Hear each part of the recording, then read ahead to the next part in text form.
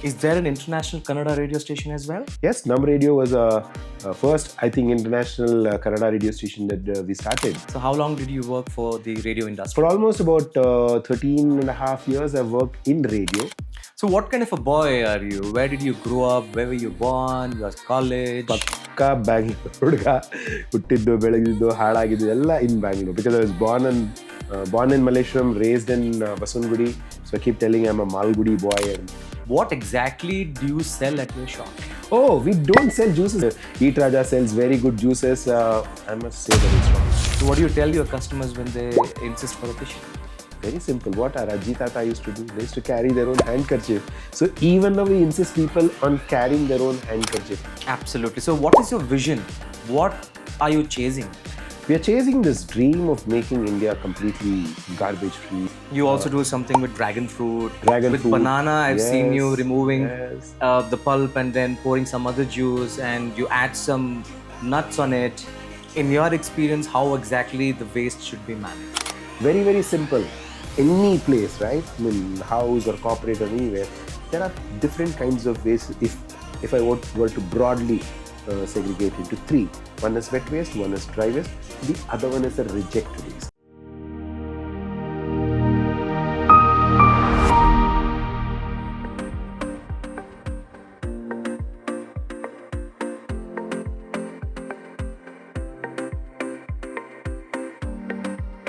Good evening, ladies and gentlemen. Welcome to Deeper Set Media's Chasing Story Unscripted. I'm pretty sure that all of you are doing well. Today in our podcast, I have a very good friend of mine who was an RJ before, known as Beat Raja, and now is popularly known as Eat Raja. So let's welcome Eat Raja. Thank you, Dee. Thank you for having me here on your show. It's wonderful. I've been waiting for quite some time to have you featured in my podcast to discuss about the amazing things that you've been really doing at Malaysian in that tiny little shop. I feel honored. Thank you. I see you so busy on reels and talking to your customers, introducing new concepts. So I think if I feature you in this podcast, there will be a lot of information which I'm sure that people would want to be using them in their day-to-day life. Absolutely. So I also want to make as much as possible from the time that we're going to spend here today on the. Perfect. So, firstly, let's begin with your introduction and then we move on talking about your RJing career. How have you moved on to something which is very interesting, what you're now doing, which is bio waste management? Yeah. Right, let's go. My name is Raja. So I run India's first zero waste juice bar. It is located in Malaysian. Of course, we have had some branches outside of Bangalore also. But that's pretty much the definition of who I am. For the last many years, I worked as a radio jockey. For 13 years, I worked with 3 different radio stations. Started my career with Radio Mirchi, then went on to work with Red FM, where even D worked, and Num Radio. It was an international Kannada radio station. Now, for the last 7.5, 8 years, I've been running Eat Raja. Is there an international Kannada radio station as well? Yes, Num Radio was a first, I think, international Kannada radio station that we started. And in many multiple dialects also, we used to have shows when I was a programming head for that. Okay. So, how long did you work for the radio industry? For almost about 13 and a half years, I've worked in radio across 3 different radio stations. Wow. First was Mirchi Kannada. Then earlier it was Mirchi Hindi, then became Mirchi Kannada. Then I joined Red FM Hindi and then Num Radio Kannada. So, what kind of a boy are you? Where did you grow up? Where were you born? Your college? ಪಕ್ಕ ಬ್ಯಾಂಗ್ಳೂರ್ ಹುಡುಗ ಹುಟ್ಟಿದ್ದು ಬೆಳೆದಿದ್ದು ಹಾಳಾಗಿದ್ದು ಎಲ್ಲ in Bangalore because I was born in Malaysian, raised in Basungudi. So I keep telling I'm a Malgudi boy. And Wow. I did my engineering from BMS College. Okay. That's where most of what you see me today is because of that. During my engineering days and during my days that I stayed in Basungudi has had a lot of effect. Now back to Malaysian, we are doing a lot of waste management in Malaysian. Yes, you're very popular in Malaysian, in fact. Yeah. So tell us about how everybody knows that you're a very popular RJ, but how did you get into waste management and what made you switch to something which is actually a little boring for most of them? You were very busy and the job that you were doing was very fancy, on air all the time. Now you have to manage waste. Whole day you are playing with the waste. How does it feel? How did it all start? Interestingly, D, you know what? I thought that I was more famous as a radio jockey, but I don't think the reality is that. I'm more famous now as Eat Raja, or probably the work that we are doing. Because I thought that I was very famous being a radio jockey, meeting big celebrities, being part of big events, and all of that. But I think I had very little fan following then. Maybe now, with the work that we are doing with maybe sustainability, or maybe it's a power of social media, I could say, because back then the social media was not really that big. So what people used to get to see on newspaper or radio, that is what people used to think of a person and their personality. But now social media is really big. So from radio to what we are doing was not something that I had planned at all, to be honest. Like how, I was a radio jockey, very flamboyant lifestyle. One day you meet Alia Bhatt, the next day you meet Shraddha Kapoor, you rub shoulders with A.R. Rahman, also with the cricket stars. So it was like a dream job. Even till date, I think working in radio has been the highlight of my career so far, I would like to say, because it's such fun. The kind of work that we used to do, it was all amazing, amazing. Cut to what I'm doing here, working with waste is not something it's everybody wants to do it. But there is a certain calling that you get. So from my college days, I was always cultured into being eco-friendly, nature, do things that are closer to nature. So it did not come as a surprise to me. So even while I was a radio jockey, I was always into tree planting. I was also the youth ambassador for Save Trees for a long time, where my only idea and job was to go to every college, motivate youngsters to get into getting their hands soiled and dirty, and plant saplings, so such things. So I've always been doing things like this. It's just that with more conscious effort and responsibility, I took Eat Raja as an example. Like, it's a commercial organization, right? So it's a juice center. So how can we blend, social responsibility with that? Was something that we experimented, and it worked out, and we are super happy that way how it is shaped up. Did anybody inspire you, or was it a self inspiration? So many people have inspired me all through, because I don't think anybody can be anything or do anything without somebody igniting that spark. Even, just the chivalry that you showed, like before we came to the show, you called us and you treated us for nice masala dosa and all of these.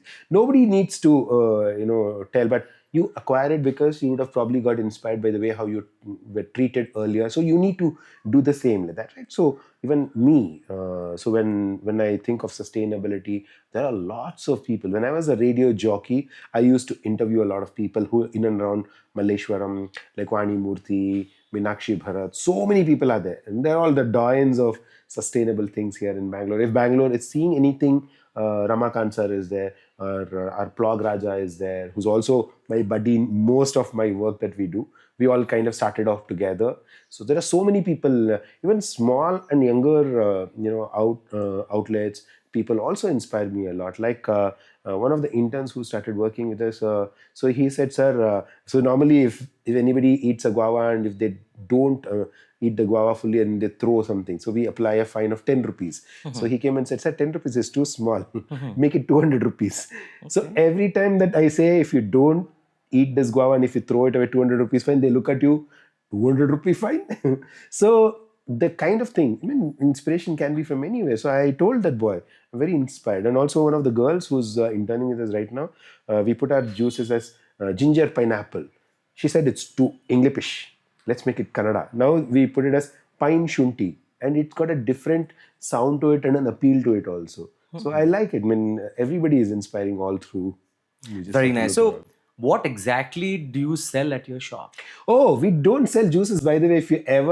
If God, the Eat Raja sells very good juices, I must say that it's wrong. So we don't sell juices, by the way. We sell a concept of zero waste. So everything at Eat Raja is all about generating no waste or low waste. So that is how I would like to position Eat Raja. Of course, we are identified because of the physical presentation, our beautiful, colorful, Insta-worthy, snap-worthy juices that are doing the rounds.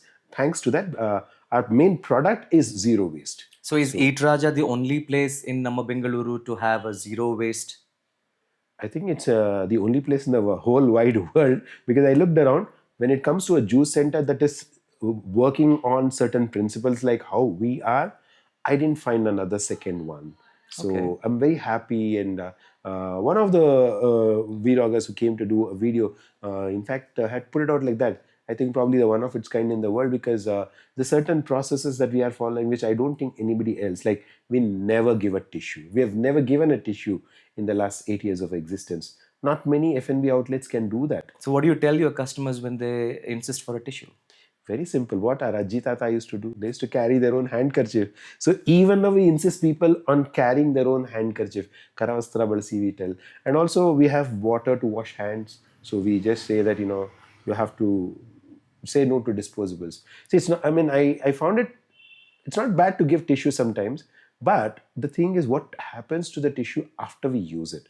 There are lots of us educated people who just discard it whenever we feel like. It's just a paper. It's a tissue, so it can still be recycled. Yeah, so and many people tell it's part of nature. It's wood. It's being made into it, but again, it's processed, right? So you know how a tissue is made. Tissue is the most inner part of any tree that is there. Okay, so it is the most inner part of it. So it is so soft, and also it requires a lot of processing. It doesn't just come out of like that. You cut a tree and you take out it. Tissue doesn't come out. No magic show as such.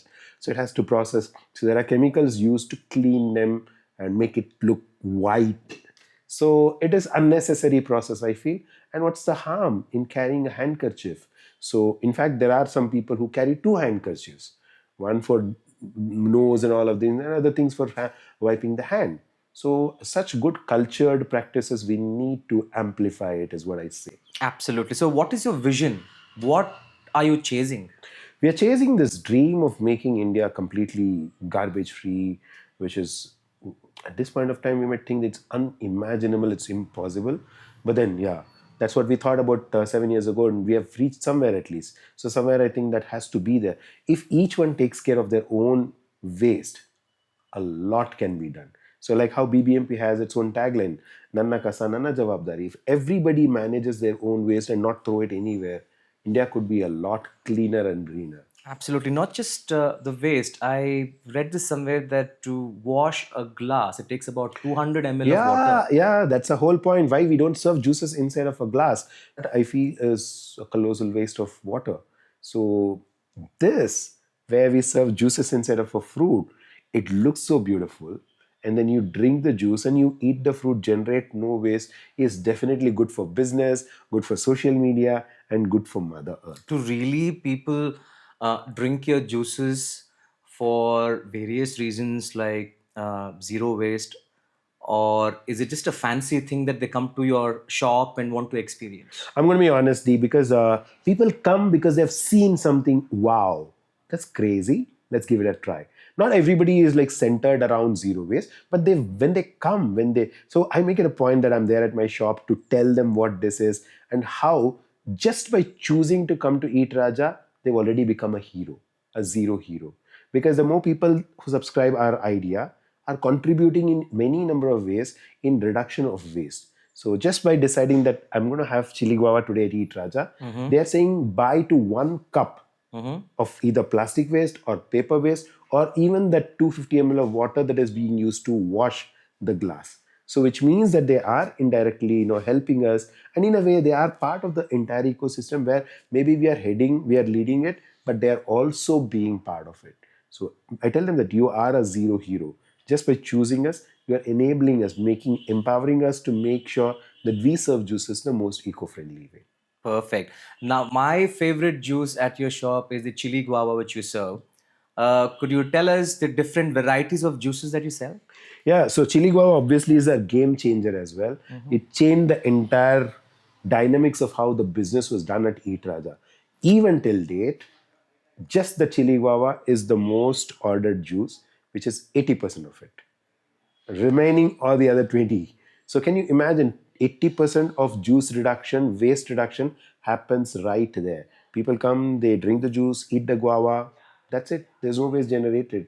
So the other ones do generate waste, which eventually gets You also do something with dragon fruit. Dragon with fruit. banana, I've seen you Yes, removing yes. the pulp and then pouring some other juice, and you add some nuts on it. So we have, I think, the most widest variety of juices and the exotic ones too. So I have this craze for bringing in fruits that I've never seen here in Bangalore. Like recently, I'd been to Malaysia. I got snake fruit. When I went to Thailand, I got dragon fruit.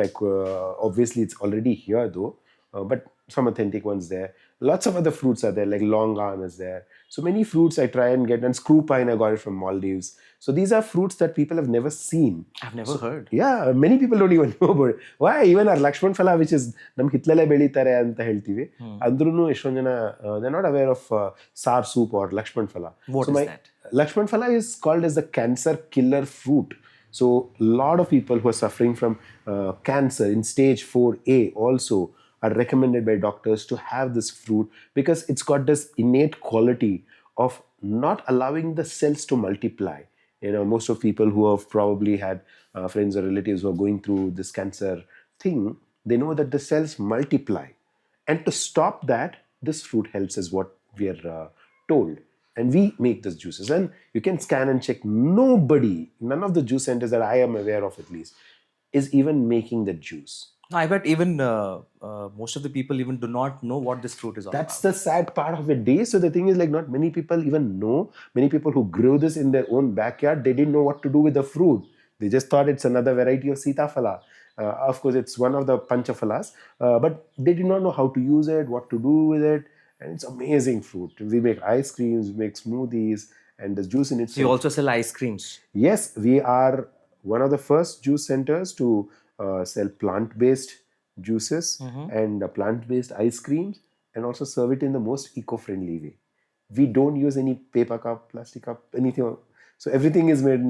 So we use coconut milk a lot. So we serve everything in coconut shell, which is aesthetic, instaworthy, snapworthy, and it just leaves a beautiful smile on your face, because end of the day, after consuming, you are doing your bit just by choosing us.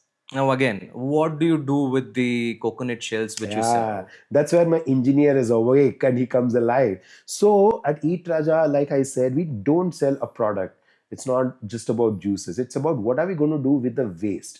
So every time we give ice creams or juices served in coconut shell, after they discard, we take it back again, we wash it, and we send it to another industry where they make candles. So what was waste, which probably did not have any value, becomes 10x value. So when it becomes a candle, then we export them. We make more money. What do you do with all the waste? Interestingly, all the waste initially, see, in Hindu Dharma, as we all say, and also in Kannada, as we say, marali mandi, whatever comes from soil has to go back to the soil.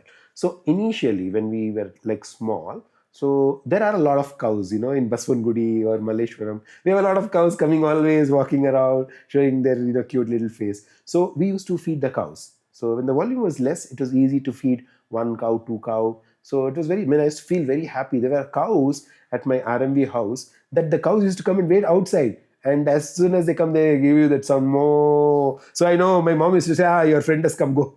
Because I used to stock all the fruits in the car, all the fruit waste. And next day morning, I used to feed them to the cows. Now, we have something called as a Zero Waste Collective all over Bangalore, where people, volunteers like me and many others, are actively involved in making sure that less is sent to landfill. So we make our own manure, we make our own compost, and like I say, Eat Raja, we believe in making cash from trash. We need to show a business angle to it also, because if you thought it was waste, if you're discarding it, you are a fool. What we do is we take it and we make money out of it until we are intelligent. We're not going to let go of it, let go it to waste. So we make manure and we sell it back again at our own shop. Perfect. So out of the waste that is produced at your shop, what all can be made again? So many things. In fact, just a coconut shell, right? I'm just telling you how there are about 7 different economies that are made with coconut shell. Inspiration for that is our RCB team finally isala cup namdaito. But every time the cup was not won, people used to mock at RCB and say, your cup ala chip kotru. I said, don't look at the thinginkai chip so loosely.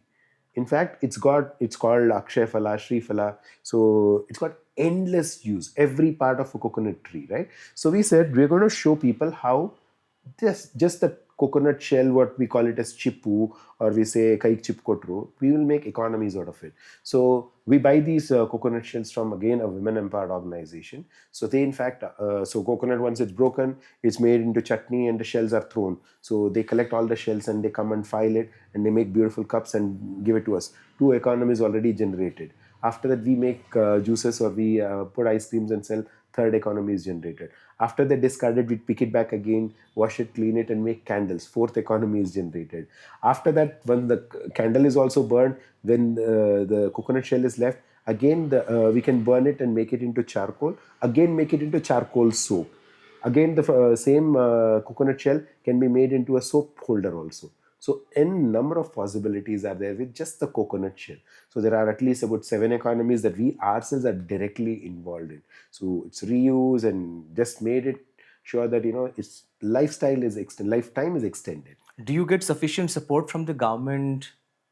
Government has not really given us support as such, because I don't know in what ways they can. I have applied for a few awards or maybe from funding, but I haven't been successful in that. But there are a lot of private entities are there. There are a lot of people, a lot of corporates who are supporting us in a very big way. In fact, most corporates have their sustainability policies, so they do call us, they give us a lot of work. All that we are asking for is, we don't need free money, or we don't need any kind of just give us work, that keeps us active. Also, we want to earn it in the most logical and the righteous way. So anybody giving us, like, okay, take some 10 lakhs and do whatever you want, could just be a frugal way of wasting money also, I feel. So far we haven't not got any government funding as such, but a lot of them have supported all through our journey. Perfect. So why don't you approach a platform like Shark Tank and get a huge investment and go pan India? In fact, Dee, you will probably not believe this, but we were the first ones to be on Shark Tank. Oh. At that time, Iteraja was very nascent, even before Shark Tank got featured in India. Of course, Shark Tank is a big concept already outside of India, Shark Tank Australia, US, and everywhere else. Okay, so when Shark Tank started in India, one of the first people they reached out to us, in fact, 1 year before Shark Tank got featured, was us. So I have done my trips of going to Mumbai and attending their initial screening grounds and all of that. At that point of time, Iteraja was very still nascent. We had just become viral. So when they said, like, we need to know your business plan, understanding, it should be a scalable business plan, and also book of accounts is very important for all of these things. So at that point of time, although our idea was appreciated by everybody at Shark Tank, we didn't make it to the TV rounds. Who did you interact in Shark Tank? Well, the elimination rounds happen first in Bangalore, and then if you're getting selected, then they call you to Mumbai, and then there is another team that comes in. So whom you get to see on TV are not the ones. So the filtration happens much before that. So we were many of my own friends have got featured on, because that lot, right, which the very first batch. So we were all there. So some of them made it. So very happy to see many of them there. I so wish that you get a lot of funding and scale your business up pan India, so that every common man can understand how can they become responsible to help the nature in managing waste. Yeah, definitely. I think it's more or less like, everybody has to do. It will become a mandate sometime later that you have to manage your waste. I think in the West, many houses do that. They compost their own waste. And also, my friend who lives in Australia, she says that, okay, ಒಂದು ಕೊತ್ತಂಬರಿ ಸೊಪ್ಪು ತಗೋಬೇಕಂದ್ರೆ ಇಷ್ಟು ದುಡ್ಡು ಕೊಡಬೇಕು, ನಮ್ಮ ಮನೆ ಹಿತ್ತಲಲ್ಲಿ ನಾನೇ ಬೆಳ್ಕೊಳ್ತೀನಿ.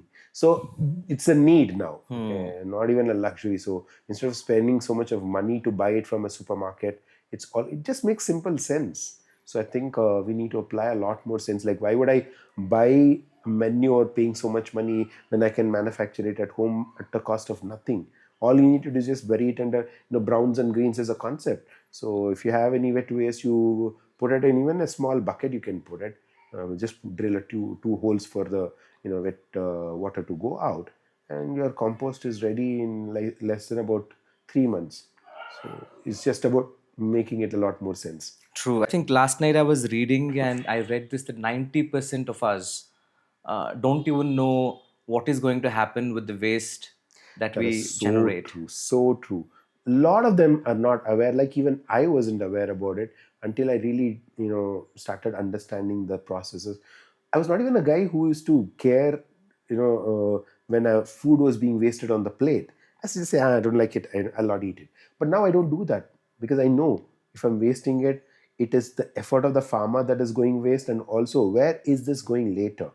So it is my responsibility if I've taken so much. In all corporates, you will see that, eat what you take what you eat. Such a brilliant statement. You need to apply it. I mean, sometimes we just go blindly, take everything when we don't even know if we need it or if we like it. So take little. If you like it, go for another helping. That's just all.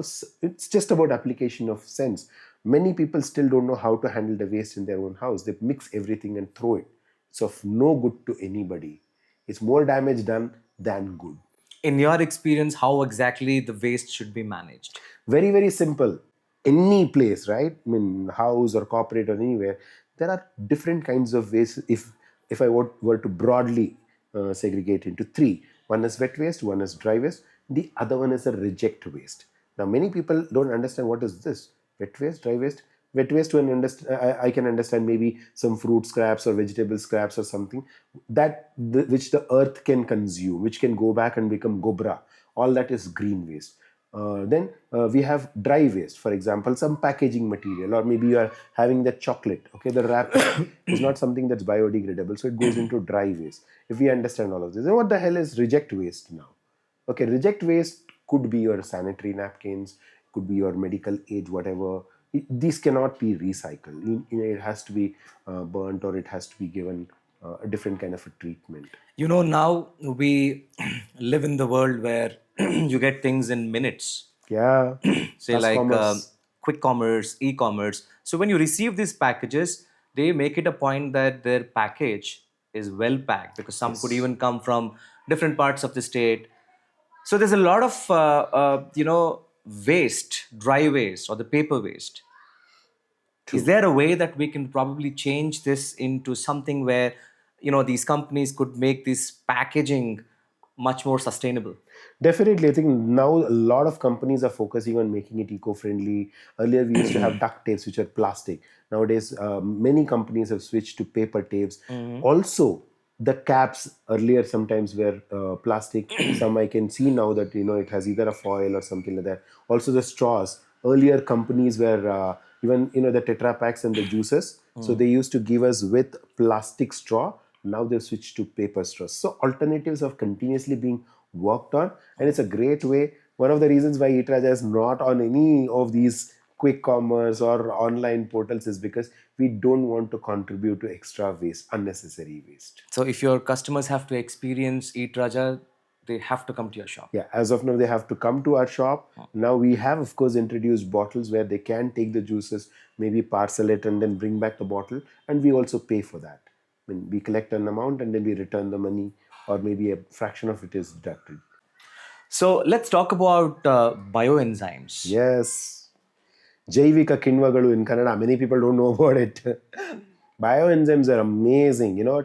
Everything that is at home, which we use a lot of chemical based things, can be switched to organic ones, which is nothing but bioenzymes, completely made from organic matter. Like at my shop, right? Even before our juices became famous, what we were making and what we were selling was all bioenzymes.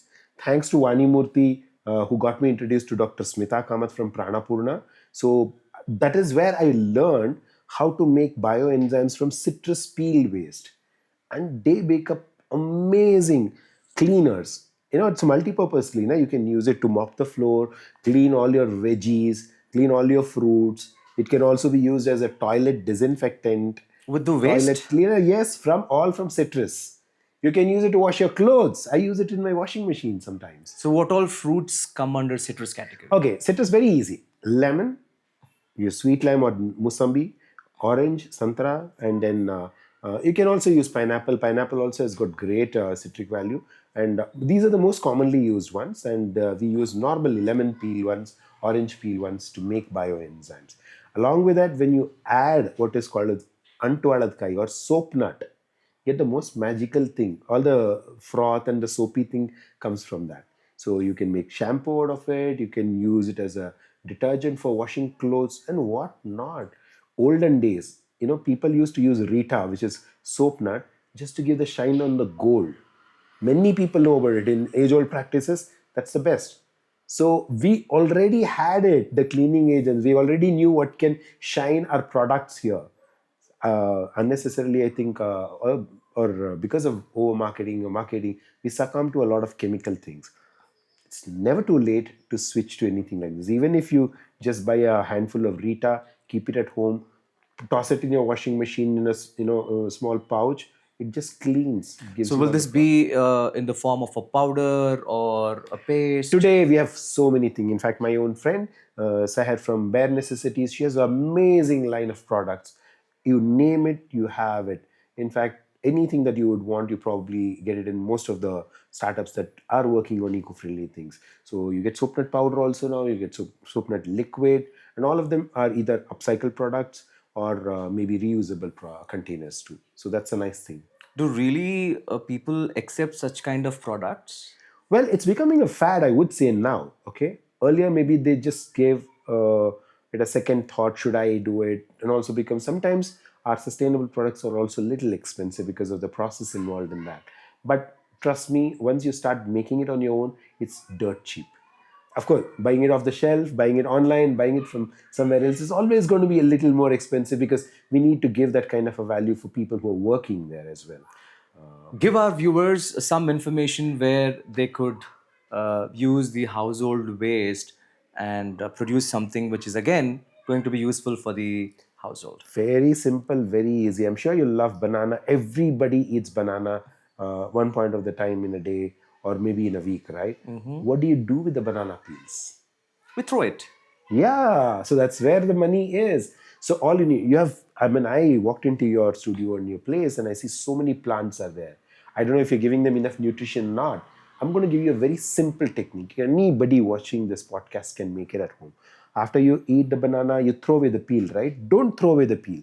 Just take a bottle, cut the banana into pieces, banana peel into pieces, add some water, don't add anything else. Just leave it aside for say 5 to 6 days. Automatically it becomes such beautiful plant fertilizer. All your flowering plants need that. You don't need anything else. So there's a lot of potassium rich water that you will get. You need to just sprinkle it on the tree or sapling that is flowering and you get amazing results. It's the most easiest way. Similarly, in all the advertisements we have seen of any soap, there is always one nimbu there, one Yes. lemon. Why are they putting it there? That's because if you ask maybe your grandmother or your mother, they all have used lime for cleaning because it's such an amazing wonder product. It can be also, it gives you that kind of a smell and feel which is so refreshing. So we make lemon peel bioenzymes, citrus peel bioenzymes also because it's very refreshing in terms of taste and it just does the job. Cleaning, what else do you want? Disinfects, cleans, and gives you that shine. So anybody who's throwing away their lemon peel, think before you throw. Anybody after having oranges, of course, oranges multiple benefits. You can use it as a face pack, you can dry it, powder it, use it as a face pack. In salons they use it even now. A lot of people come and collect it from Eat Raja as well. So there are multiple benefits. Of course, it takes a little bit of your personal effort and time to do it, but that's, trust me, honestly better than using chemicals and smearing yourself. Well, some of the fruits that you make juices at your shop, most people would not have even heard of those fruits. Yeah. Where do you source these fruits? So ever since I started traveling, I had this crazy thing of why is it not there in India? Or maybe I should introduce this to all our Indian audience and showcase it to people. So whenever I traveled abroad, like in many countries, we never used to find this fruit which is there here. So I used to wonder why, because it's also geographical. Some Europeans had come. Okay, my friends from France had come, and they had not seen a sapota. That Oh, shocked me. Like we wouldn't think, right? We wouldn't know whether if they have ever seen a sapota or not. When they said, like, what is this? Is this a kiwi fruit? They said, because it looks somewhat like kiwi. I said, this is not kiwi. Kiwi is tart. This is sweet. Like, what is it called? It's called sapota. Sapota? How does it taste? I said, like, cut open and eat it. And after they ate this, like, wow, it is so yummy. It's so yummy and tasty. So I can never imagine. I mean, on another day, D, you and I would never think who knows what fruit, what have they tasted and not. right? So, and mangoes also, only they don't grow it there. Only when somebody gives it, they have mangoes. Otherwise, India grows the highest number of mangoes. So they were shocked that way, that we have never ever seen a sapota and it tastes so amazing. They took back like 2 kilos when they went back to. So when I go to other countries, there are some fruits that we never really have seen because it's not native to India, like a dragon fruit or Is dragon fruit not an Indian no, fruit? it's not an Indian fruit at all. Otherwise, we would have had this like some 10, 20 years ago, right? It's not there. I recently saw you visiting a dragon fruit Fruit farm with farm. your interns. It's great business also now. Also because it requires lesser water. It's like a cactus kind of a fruit. So it looks amazing. I think in that same video, you would have seen the flower also. Yes. The flower is so big, trumpet-like flower. It's amazing, colorful. That's where nature's creativity needs to be appreciated. Nobody can be bigger than nature. The fruit is porcupine-ish, thorny. The stem is thorny. The flower is amazing, just like our queen of the night. So big, so nice, and so flavorful, and also aromatic. It's amazing. How can that beautiful color flower turn into a fruit like this? Dragon fruit in itself looks, we call it as Kamala Phala because it looks like lotus. Somebody asked me, what do you call this dragon fruit in Kannada? Like, we don't know because it is not a origin of Karnataka or in India, but it looks like lotus, so we call it as Kamala Phala. So introducing these kind of fruits are very important is what I feel, so that people understand how other countries are also using fruits in which different way. It comes with two colors, dragon fruit, if I'm not wrong. Dragon fruit has got two colors, three outer colors also. We have pink color outside, and inside there is red. We have pink color outside and white inside. We have yellow color outside and white inside. So lots of varieties are there now. Very And interesting to I know. always showcase all of these at my shop. Any other unique fruits that you would Screw like to talk pine. I about? had never seen such a big fruit. My friend lives in Maldives, and I went to Maldives. It's a small island nation, right? So technically, they don't grow a lot of fruits there. You can't grow a lot of fruits. So uh, when I saw screw pine, it's like I've never seen this before. How does it look? What does it do? I was so excited. I got the screw pine, and all my videos on screw pine got viral because people have never seen what a screw pine looks like. And there are other variants of screw pine also available. I'm trying to see and source some of them. It's amazing. So when we made the juice also, it was amazing. The fruit in itself is so gigantic, so big. Carrying it was another thing. Everywhere in the airport, they're like, oh, you're taking this fruit. They're like, I've become a star just because of that. Carrying the fruit and getting it. It looks amazing. Tastes also amazing. It's not a native, so it's expensive also. Great. So, do you go to the market every day, get the fruits for your shop, or do they supply? I don't go every day. I go at least once a week or maybe twice a week, whenever I can find time. But I do make it a point to visit a lot of farms now because I love to meet farmers. I love to see how it's grown, like how you saw my interns. For them, they had never seen dragon fruit. They'd never seen a dragon fruit farm, and they went and harvested it, and we supplied the same fruits at Toyota too. We also want others to understand where the fruits are coming from and how it is being harvested, how it is coming onto your plate. It's important to know the source as well, and we've been pretty transparent there, D, just to tell people who's growing it, where is it coming from, how is it plucked, who's getting it, who's handling it. We are very transparent that I way. have seen some of your customers walking into your shop and giving some of the fruits, which is homegrown. Yeah. And similarly, some of the farmers coming to Yes, your shop and giving you some of the fruits and vegetables that they grow. I think COVID has taught us a good lesson that we might lose jobs, we might do a lot of things. So always to have a backup is to grow at least a few fruits and vegetables in your backyard, so that at least you can sustain, you can live, you can cook and eat and somehow survive. So I think that season of 20 learned a lot of growing fruits, vegetables, understanding the importance of immunity as well. So a lot of them started growing it in their houses. Now it's all reaping time. After 2 3 years, it starts flowering and fruiting, and we are able to have a lot of homegrown urban farmers who are growing it for us and bringing it to. Great. So something really that I like about you is that every customer who visits your shop, you make it a point that you interact with them, you take feedback, you ask for their experience, and you will also feature your customers on your social media. So all of it makes it very special for the customers who visit your shop. So it's also sometimes I feel that I've become maybe a little more smart, intelligent businessman, because I do know that everybody needs to be appreciated, and when I alone can't be famous and I alone can't take the whole limelight on me.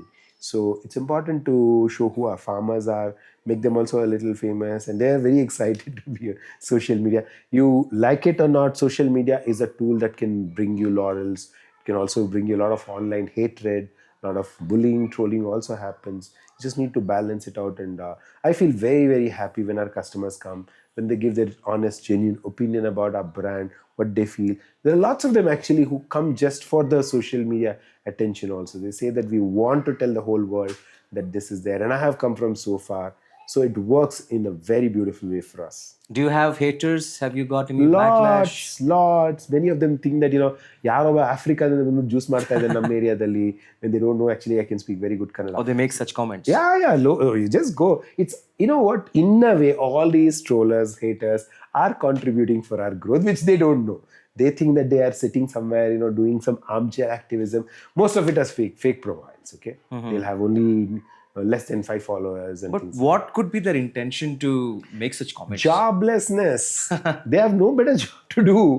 Otherwise, why would they? And there is some kind of a thrill they might get, cheap thrills. But I'm making money. I'm becoming famous. What more? Of course, some people do pull you down. Your morale goes down sometimes, because it just doesn't happen only to me. Even the biggest celebrity faces it. When the biggest of the biggest celebrities get trolled, our prime minister gets trolled. Everybody, it's like, it's the age of social media where everybody has their own free will to comment on anything. Honestly, when I was told, I cried for one day, and I was really upset for 3 days, because negative comments can actually kill you. Yes, it does. See, that is where, right, you only when you go through those things, you come out much more harder, stronger. And today, many people comment about the looks that I have, or the way how I speak, maybe certain Kannada words if I don't use. So they don't know. See, many people who have never seen some of my previous videos, they say, you're speaking in English. What's wrong in speaking in English? Nothing's wrong, but they don't know that I speak probably better Kannada than them. Or maybe I scored 49 out of 50 in Kannada, 48 in English out of 50, and in Sanskrit also I scored equally good in my school days. So I know all the 3 languages really well. The thing of entrepreneurs like us are also able to speak multiple languages.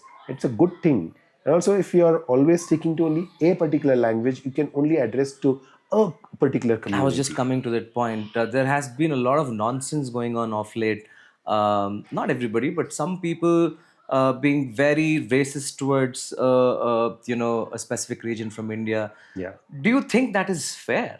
See, I feel that if you have come from another part of India and if you're living here, basic mannerism is to just respect. Okay, learning a few words here and there and conversing with people doesn't make you small, doesn't make you, it helps you. I'm a hardcore Kannadi guy, as in born, brought up here. I come from, my grandfathers are from Tumkur. But when I went to Kerala, I lived there in Kerala for 2 years. Now I've become an NRK, non-resident Keralite.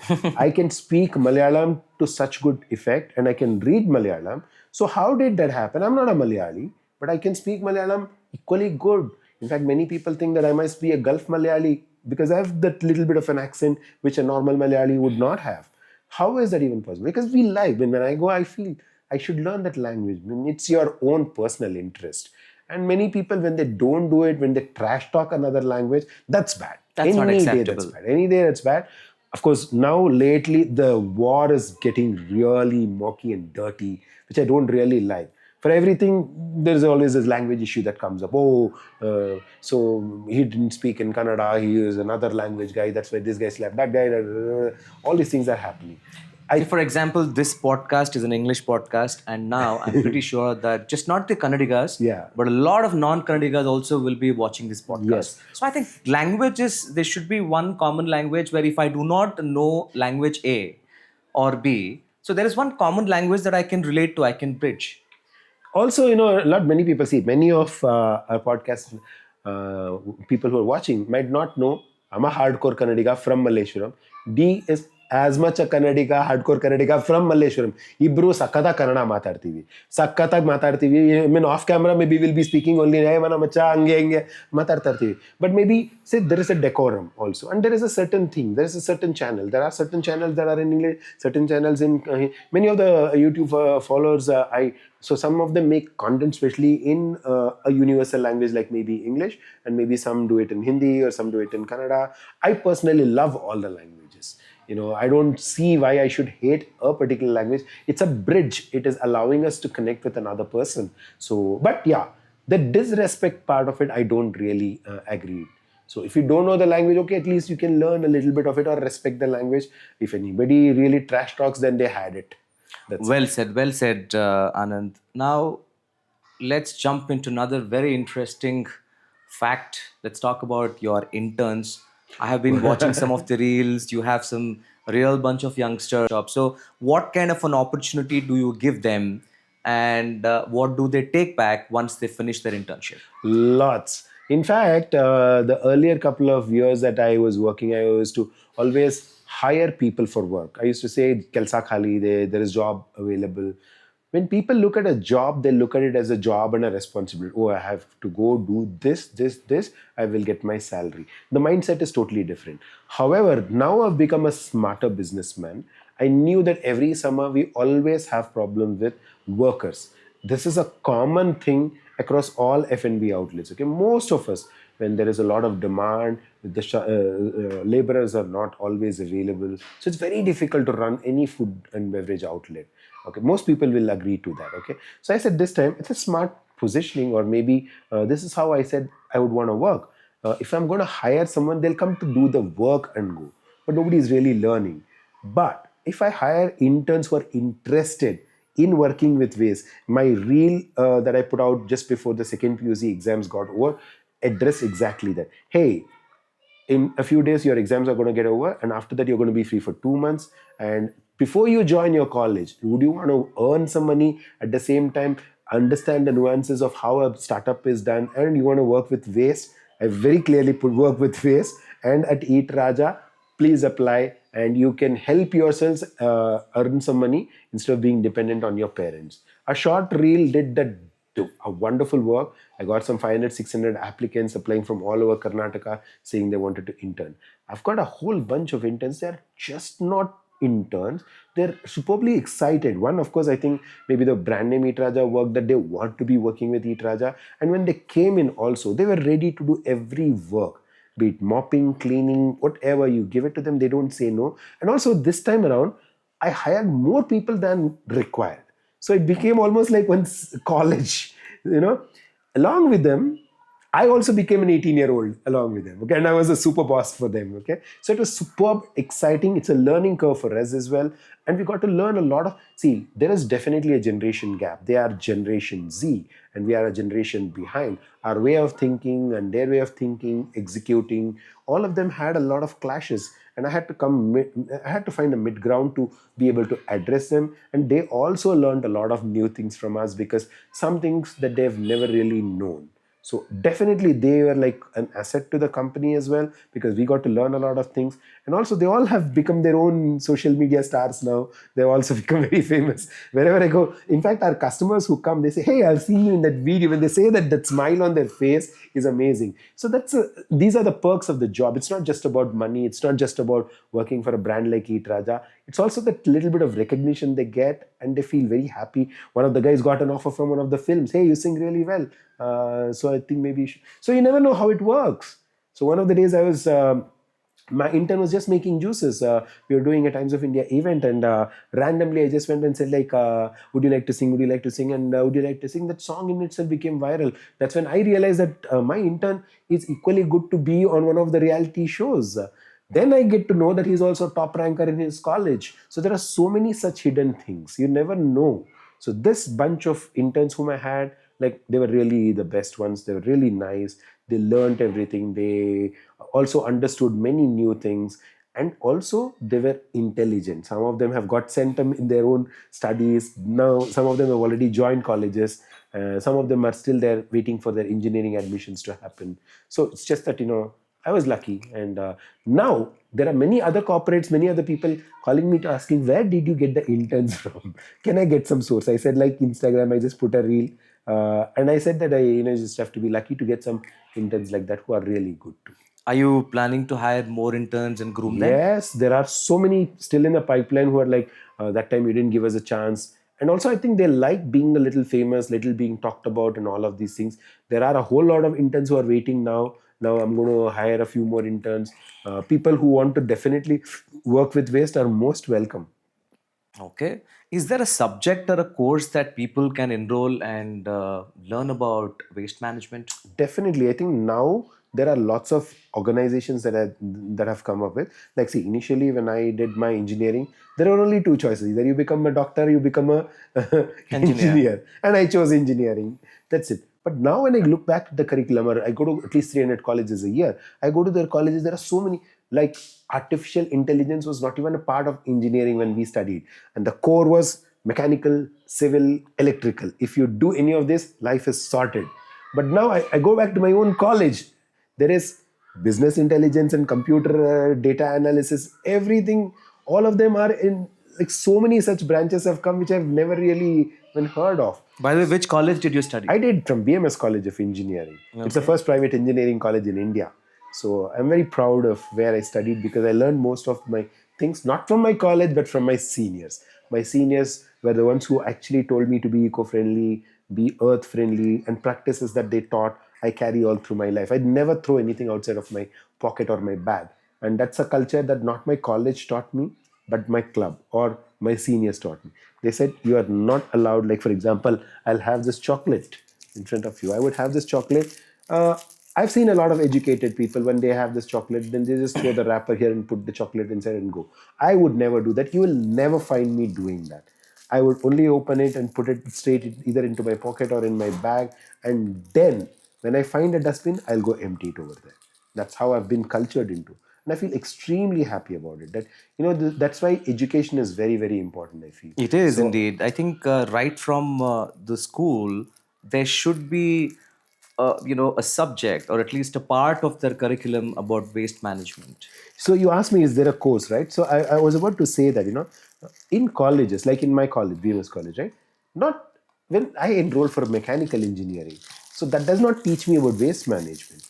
But every college has a lot of clubs, a lot of student-run clubs are there, a lot of clubs that are encouraged by the college itself. Like in my own college, we have some 30 to 40 clubs. One that caters to numismatics, you collect coins. Okay, we have a club for it. You want to do light singing, we have dance addicts, which is for western dance, and we have another one for eastern dance. So many things are there in every college. These are the clubs that keep them alive. See, not everybody is going to be interested in a particular thing, right? So all these educational institutions have a lot of these kind of small clubs, courses also, every now and then workshops that might cater to them. If somebody says, hey, I want to cook biryani, do you want to come? Maybe 10 might be interested, 200 might not be interested. So it caters to them. And then somebody else says, do you want to learn yoga? There might be a few people interested and some might not be interested. So every college should have a club. I mean, many clubs like these catering to them. Now, there are also some courses that are being, there is Institute of Waste Management is there. There are courses especially for that, sustainability courses there. And recently, even I was planning to get myself enrolled into one course, and that was about carbon auditing. Have you heard of a course like Never, that? never. It's Carbon interesting. auditing. See, every company, like a factory or a company, generates carbon, right? How much does a carbon Omit. footprint is generated by a company? Now, who checks on all that? And the boss can't go leave and check that, or other employees. So there are certain courses that are being crafted just for that now. So it's interesting that so many new courses are coming, new areas are being explored. How is it going to benefit? So every company has a CSR activity, like corporate Got social social responsibility. responsibility. Yeah. I'm just going to give you an example as to why I was called to Dubai. Okay, there's a petrochemical company. Petrochemical companies, which automatically means that they are mining, they are doing so many things, they are harming environment. Okay, so there are rules that you have to offset it. In Kannada, we may say Compensate basically. ಪಾಪದ ಪ್ರಾಯಶ್ಚಿತ್ತ. ಹಾ. ಹಳೆ ಕಾಲದಲ್ಲೂ ಇತ್ತು, ಇವಾಗಲೂ ಇದೆ ಅದೇನೇನೆ. So if you have done anything wrong, you need to compensate. I've heard also in many countries, if you make a crime, you don't necessarily need to spend time in the jail. Now you have to go and do community service work. Okay, something similar to that. If you're doing anything, if you're taking a part of the nature and making things out of it, you're harming the nature somewhere, right? So what you do is you go ahead and do things that benefit the nature. So a lot of corporates are into tree planting, lake restoration, providing clean water to villages, and all of these things. All of these things are done with good intention. CSR is basically giving back to the community. Yes. Wonderful. Do you think our government, may it be the state government or may it be the central government, is understanding what might happen if we do not raise the alarm now, and maybe 10 years or 20 years later, the kind of damage that we all could have, contributed? Are they doing something? See, to an extent, they have realized it. To an extent, they don't know what to do, how to go about it. Do these ministers even have an idea of what to do? I feel sometimes many people just do it for the sake of doing it. They don't really know what the repercussions are. For example, many of the events that we go, right, it is so-called eco-friendly event or green event, and then we see a lot of trash being generated. For example, we'll be called to an event and they say, oh, we want to support zero waste, and there I would see the plastic water bottles being given away. It just How can it nullifies be the a entire zero waste thing. event? Yeah, how does it? Certain colleges have done that. So I make it a point when I go speak. There are many colleges who have course corrected themselves. Christ College, Shishadripuram College, so many colleges. When we go, when we point out, not that the leaders might not know about it, somebody needs to also tell them that, hey, like the Kadlekai Parshid that is coming up, okay? Everybody knows. It's a traditional thing.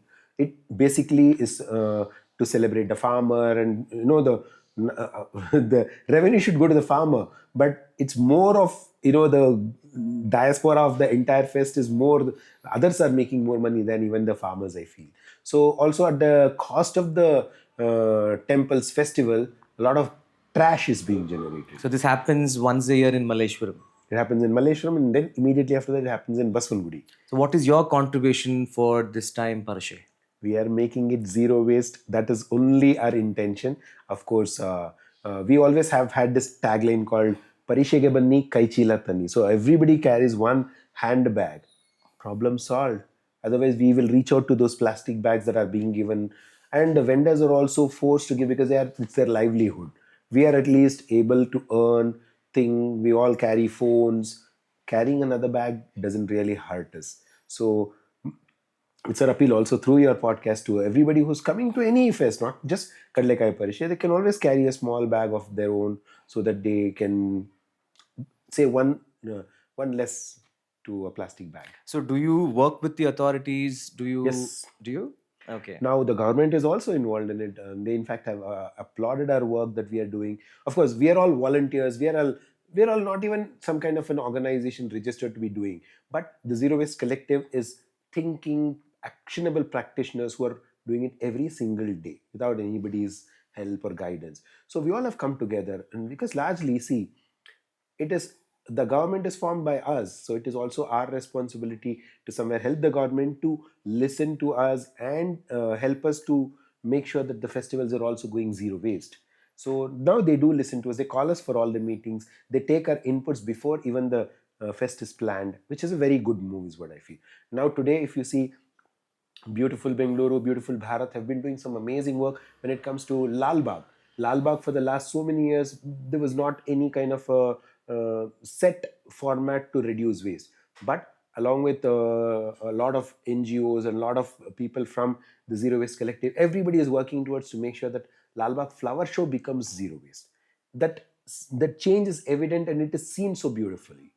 There are many Rotary clubs that join. There are many government organizations that join. So many people join together. One person can't do it alone. So there are so many people who have to join together to bring about the change. And today what we see the change from the last 10, 15 years, we are so happy about what we are doing. We have never given up. Superb. So, whoever is watching this podcast, and in case if you happen to go to Malleshwaram's Parashe this time, do not carry any polythene bags with you. Instead, carry a Cloth bag. cloth bag. Or I think even if you don't have one, if you go to the market and if you're there, We are making all the bags there. So if you forget to get the bag, Parishe ke banni kaichila tani is what we have always been telling. If you can't, we have a lot of upcycled bags. We are working with Mitu Foundation. So many other people are there. Millions of people are working together to make sure that the fest is at least less trash free. okay. So So, how many contribute. bags are you aiming at manufacturing this Last time? time around, we made about 1.5 to 2 lakh paper bags and cloth bags. So this time we've raised the bar. Already, some of the women in Malleshwaram have started the work. They have targeted like a lakh cloth bags, and that too from fabric that was going to waste. So we have beautifully done waste management, waste engineering, and a solution to a potential threat of the entire fest being completely trash. I think fabric waste is the world's second. Second biggest waste. After plastic, we have no clue. If you just check your wardrobe, you'll see so many clothes that you've never used. It's been lying there, but we will still buy clothes. So, overconsumption of fabric is another big thing. Where does it go? Maybe you can donate all your panche, your shalyas, your old saris, your bed sheets, your curtains to us, and we are making bags out of it. And whatever cut pieces that are left again are made into doormats, and many things are there. So we are completely into upcycling, recycling. So we could do a lot more better. What else do you think that we could actually make a change to this world, especially to Namma Bengaluru? See, Nama Bengaluru requires people who are conscious about how people are generating waste. If each one takes the responsibility of the waste being generated, a lot of good work is already done. So, throwing away, trashing things is something, a culture that we need to do away with. That's why I'm not a fan of quick commerce. And even if there are sustainable options too there. So many people say, do you want that extra cup, extra fork and knife? If you don't want, you can say no to it. If you don't like packaging, you can say no. So the options are also there. You can explore the options and maybe somewhere find mid ground too. Companies also, I think they should take some precautionary measures, making it a Yes, point that they proactively do not offer any unnecessary, waste plastic items like spoon, fork, plates when they're sending their true, parcels. true, Because true. if I order something, even if I ask or even if I do not ask, I will still get maybe a fork, a spoon, or maybe sometimes two. That's where being proactive companies are applauded. Like there are some companies which always check with you. Do you want it? Do you don't want it? And they don't just unnecessarily pack things and send. It's also again loss of inventory for them and also unnecessarily trashing it. So we are, at least our collective and a few of us are very conscious. We all need to be very conscious. We all need to be conscious. Do you think you really need it in the paper cup, or can you take it in a glass cup? You can take it. Do you really need that bottled water? Many times I've had bottled water. I'm not going to be telling that I am a saint and I never touched it. There are certain times when we have no options, when we run out of options. Yes, go for it. You don't need to make life miserable because of that. Oh, I've never used a water bottle, a plastic water bottle. I won't, because I have a certain status to live up to. Can't be, because you need to be practical as well. So sometimes I have bought a water bottle, I've had it, but how do we trash it is also important. So I make sure that I'm a responsible guy and I trash it somewhere when I have to trash it. Wonderful. Let's talk about your RJing story. Whew. Give us a little information how your experience was. Man, those days you have already been in media, so you know about it. And working in radio is like a dream job for a lot of them. I know most of them might only think about it, and a lucky few of us have gotten past that and were able to host shows. And that was the best part of my life till date. Back then, there were no courses as There such. were no such courses, and purely on merit. Even after I became a radio jockey, many people used to say, please recommend Madi, namgu kelsa korsi. It doesn't work on recommendation. It's your own talent and how good you are and what you're doing. If you're good, naturally you get absorbed, and that's how I think we all have got. I don't have a background in media, nor my parents are from media, nor are they from an influential position to get me into a job like this. That doesn't work that way. If you're talented, if you're good, if you fit it, you will be hired. That's it. So my first career, actually, I should say that my life changed after I joined radio, because It's the most amazing thing that has happened to my life. Radio Mirchi was the first job that I did. It was so much fun, where you're able to change a person's mood in a jiffy. Yeah, you can make a person cry, Yeah, you cry, make a person laugh, give them smile. some gifts and make them feel happy. It's a magical job, and it's not a job like any other job. So we used to Why were they calling you Beat Raja, by the way? Oh, because in my radio station, I never used to be in the studio. I was always roaming around, going around the city. There is something called as outdoor broadcast that happens on television normally, where the host is sitting in the studio, and he gets connected with, okay, somebody died. Okay, our reporter is there to cover that. Some flag off of something is happening. You go there. So something like that. Radio also had outdoor broadcast radio jockey, and I was one. And I also used to host a travel show. And all of my travel, like the rest of them, they used to sit in the studio and host their shows. I used to go to, for example, I have gone to Mananti Mari Betta and I did a show from there. I went to Ramnagra, I went to Ooty, I went to somewhere else. In my last radio station, I hosted all of my shows from Egypt. And when I went to Egypt, Cairo, there are Kannadigas there. So they were so happy. So I said, like, oh, today I'm hosting my show from Cairo, Kannadiga Sanghas, and there are so many Kannadigas here. It was amazing. So to be able to break the stereotype and making it look very different, I think was done by me in Radio Mirchi. So until then, radio did not have any kind of a facility like that, where a radio jockey does a show from outside. So I break a lot of grounds there, and it was the most I can still remember how awesome it was to meet. Can you imagine how lucky you could be to meet A.R. Rahman and spend a day with them? Wow. And we had, when everybody's crush was Alia Bhatt, and you get to spend a day with Alia Bhatt, maybe during their movie promotion, go hang around with them, have breakfast, lunch. All of this was possible only because of radio and also media. And whenever the aero show happens, people are always crying for tickets, and we were invited to be flown in one of the biggest aircrafts. How awesome, right? And that happens only because you are a media personality. Also, whenever IPL happens, I see everybody becomes your best friend, and they just keep calling you, telling, Macha, do you have tickets for that match, this match, that match? Forget about tickets, man. I can get you to meet them as well. So we used to have IPL parties those days. We actually used to meet people, party with them. It was so nice, so nice. All this is possible only because of the powerful position called a radio jockey. So when you are in a position like that, you can have access to everything else. Like I had a big crush on Ramya. I never thought one day that Ramya Spandana? yes. So I was like Huduga Huduga. That song was very famous around that time, and I was always watching. Oh, Ramya! Everybody is dying for Ramya. One day I got the first celebrity to call me was Ramya, and I was shocked, shivered. How to pick the call? I didn't know. And then that almost like half a day was spent in that awe of Ramya had called me. Who? Ramya, Namma Kannada actor had called me. Okay, so that feeling is different. So it made my day. And why I went to meet Kavita Lankesh for the first time, and she offered me an immediate job of being a voiceover artist to one of her movies, Tananam Tananam, those days. Ramya and Rakshita were working in that movie around that time. Have you done voiceovers for I've movies? done lots of voiceovers. In fact, many corporate.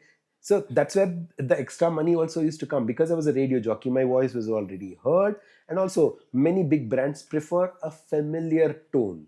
And when you become famous, automatically your voice is having a lot of value. And I also was on Big Boss. Were you on Big Yeah. Boss? So not many people will know about it because it happened way back, like in season 4, Big Boss Canada.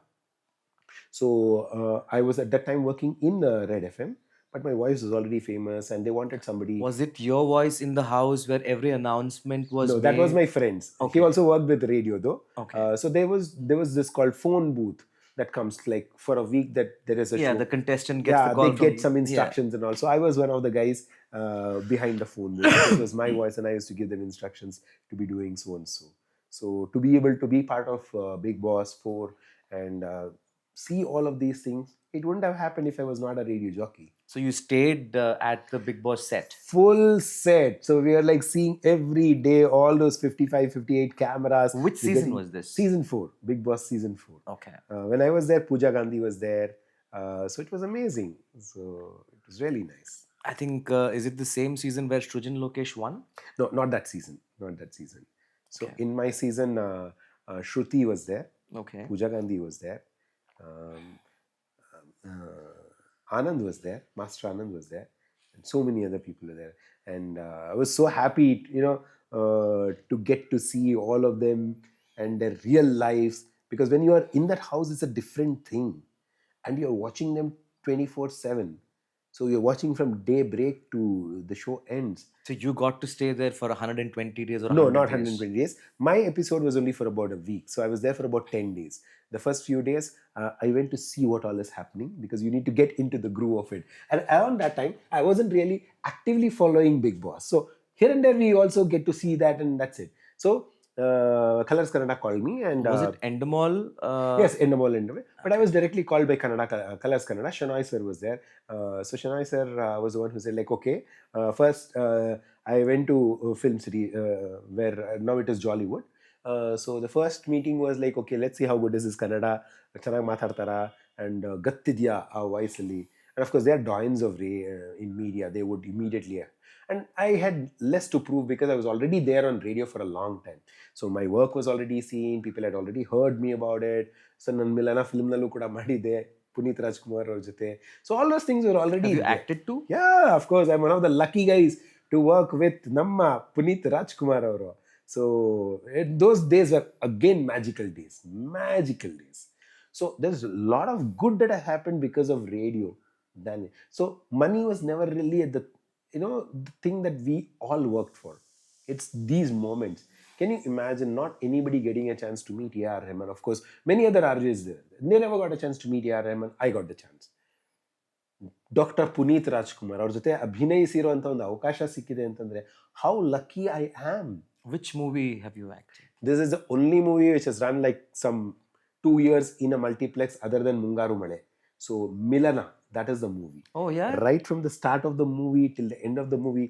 And in that movie, Puneet Rajkumar is also a radio jockey, and we are all his colleagues. It was all shot entirely in Radio Mirchi Studios.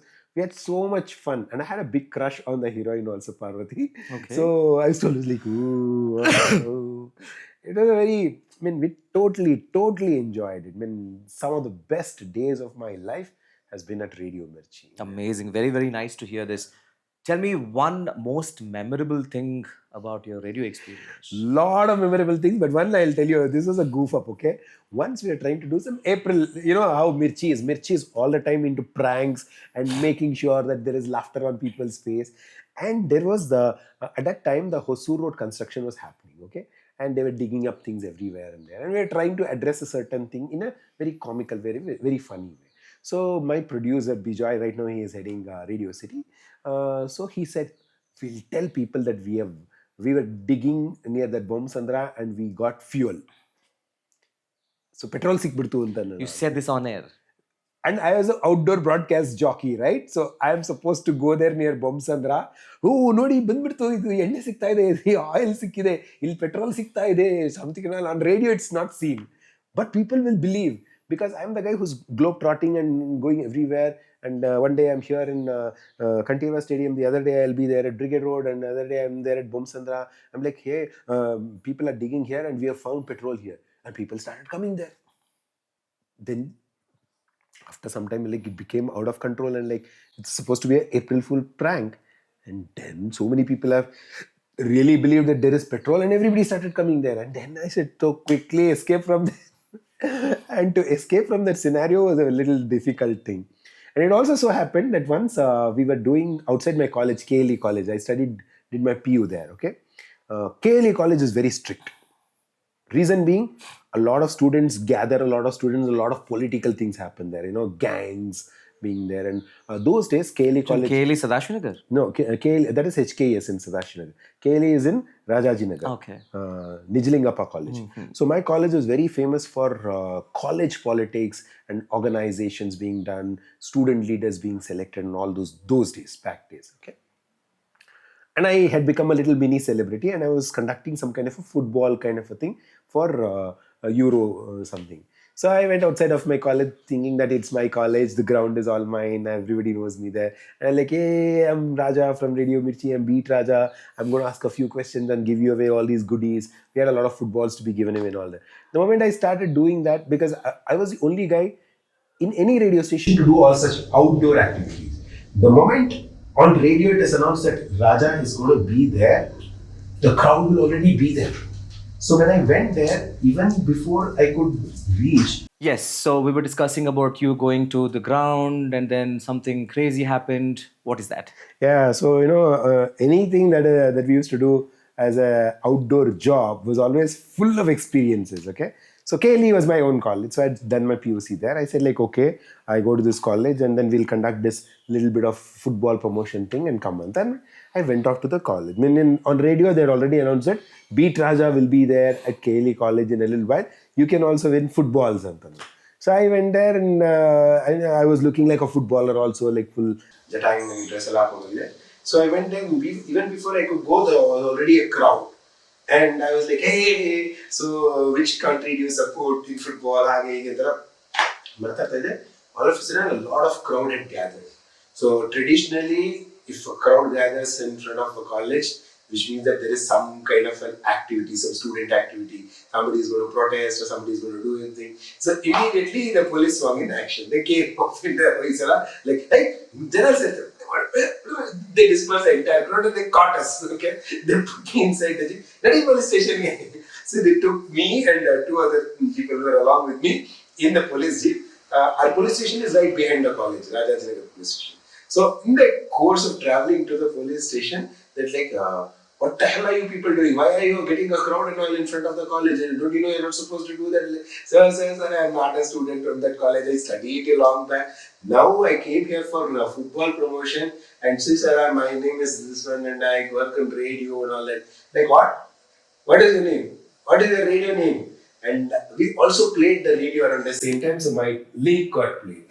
So like, oh, so ಅದು ನೀವೇನಾ ಅದು ಮಾತಾಡೋದು ನಮ್ಗೆ ಹೆಂಗ್ ಗೊತ್ತಾಗುತ್ತೆ ಎಲ್ಲ students ಎಲ್ಲ ಸೇರ್ಕೊಂಡು ಗಲಾಟೆ ಮಾಡ್ತಾ ಇದ್ದಾರೆ ಅಂತ ಅಂದ್ಬಿಟ್ಟು anything such kind of thing happens we first swing into action take hold of the people. They said, no sir, I am from media, I do this is my bread and butter, this is what I do, I'm a radio jockey, I studied in this college. They're like, oh nice, I've heard you that day or somewhere there. Okay, then coffee tagodi. And then they said, next time itella madbekare permission tagond madi, it'll be easy for us. So we always have these kind of memorable experiences whenever we go out and do such things.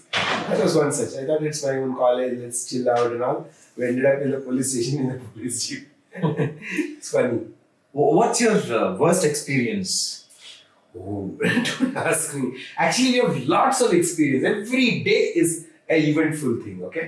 But worst experience, I must say, because it's not something that we should be doing. That's why I call it as a worst experience. But otherwise, we are still giggling and having fun. So, I used to host another show at Red FM called 935 Meter Down. Okay, so Nishant and I used to host this show. It's a double jockey show. So there's a lot of banter and we keep fighting on air, off air, and we were talking. So we were supposed to talk and we talked, and after that we were supposed to switch off the mic. Okay, the console is attached to the mic where both of us are speaking. We were supposed to switch it off, and I didn't switch off. And we went on talking. So when we are on air, we are like in a totally different mode, okay? And the moment we are off air, we're like, hey, ಹೋಗಲ್ಲ ಹೇಳಿ ಮಾಡ್ಬೇಡ ಅಂತ ಯಾವ ಮಾಡಕ್ಕೆ ಹೇಳಿದೆ ಸುಮ್ಮನೆ ಕೂತ್ಕೊಂಡು ನೀ ಮಾಡ್ಬೇಕಾಗಿದ್ದು ನಾನು ಮಾಡೋಕ್ಕಾಗ್ತಿಲ್ಲ. We are having that fight. The entire fight was heard on radio. I mean, the whole of Bangalore was listening to it. My boss was in the other cabin, came running like Usain Bolt. He came and he switched off the mic and he said, what the hell are you guys doing? Are you out of your senses? Come out! In the half an hour the show was off air, as in only back-to-back music was playing. He took us in the room and it's like, how dare you people not switch off the mic and keep talking like that? What were you talking? Luckily, we didn't talk anything that was not supposed to be said, but we were just basically having our own fight regarding some work not being done, and he was supposed to do and I was supposed to do. And of course, because we are buddies, right? On air, no, we'll be a little more behaved. And the moment we are off air, like, hey, ಹೋಗಲ್ಲ ನೀನ್ ಮಾಡ್ಬೇಕಾಗಿ ನೀನೇನಕ್ಕೆ ಮಾಡಿಲ್ಲ ಹಂಗೆ ನೀನ್ ಹೇಳಿದಲ್ಲ ನೀನ್ ಮಾಡೋದಕ್ಕೆ ನೀನ್ ಮಾಡ್ಬೇಕಾಗಿತ್ತು ಶುಡ್ ಆಯ್ತು ನಾನೇನಕ್ಕೆ ಮಾಡಿ ನೀನ್ ಕೆಲಸ ನೀನ್ ಮಾಡು ಹಂಗೆ ಹಿಂಗೆ ಅಂತ ಏನೋ ಮಾತಾಡ್ತಾ ಇದ್ವಿ ಅಷ್ಟೇ nothing really bad as such. But on radio even that was heard while the music was playing. Our talk were also heard, which was not something great. So this was like, I can really call it as a goof up. It's not like a mistake that we wantedly do it. It seems like you're very, very passionate about your RJing profession. Sure, it's one of the best jobs. Yeah, it is. Given a choice, would you like to go back to your radio station and start? I would love to. I told Bijoy from Radio City the other day when I visited, like, just take off all those people. They're not good enough. I think I should come back to radio. He said, yeah, you're most welcome any day. He just said that. But I don't think they're going to offer me the job. Why? Maybe they might not be able to afford me. Now radio is not like a very, like, people are not dying to be radio jockeys or people are not dying to be on radio because social media has taken over, I think. Like, podcasts are the in thing. So a lot of people are doing it. I think they have more mileage than even a radio. So, of course, radio is old days format, which is also going to work all through the life. It is definitely going to be there. It's not like it's going to die tomorrow. But I think the demand for listening into a radio is very little. Maybe you do a radio show, then you put it on social media. That has got more mileage. People might watch that more, listen to that more, is what I feel. Yeah, it's going to be there, but not in the front, I feel. Social media has taken over like how. So if you're on social media, you are arrived. You have arrived. You have your own fan following. Then also the money comes in now, I feel. So that's the place to be. All right. So, how do you want to drive your business in the coming years? What plans? Definitely, I want to take it abroad. So I've been traveling to so many countries, and I feel that the simple reason why I want to make it to other countries is also good. Because when I started, everybody laughed at us. They said, like, look at that guy swimming in watermelon, so funny, so crazy. So I just want to tell that it's a small shop in Malaysia, literally a hole in the wall. It's a small 10 by 10 shop. So I want to tell that yes, if you have the wit, if you have the passion to do something, it can go beyond boundaries. So I hope one day I would be able to open a few more outlets, not just in India, but outside of India in different countries too. So we can also be proud about Indian brands making it abroad, and that too sustainable brands. Very few of them are there. That's my dream. Okay. Hopefully, may all your dreams come true in the near future. It was really fantastic talking to you. I did not even realize that we spoke about an hour and a half, and all the information, the experiences that you shared. It's really amazing. I think we spoke more than probably what others could imagine you as a person. Thank you for coming in. And there's a little gift for you from our side, and that has been sponsored by the Gift Zone, which is a small shop in Chickpet. I would want you to heartfully accept the gift.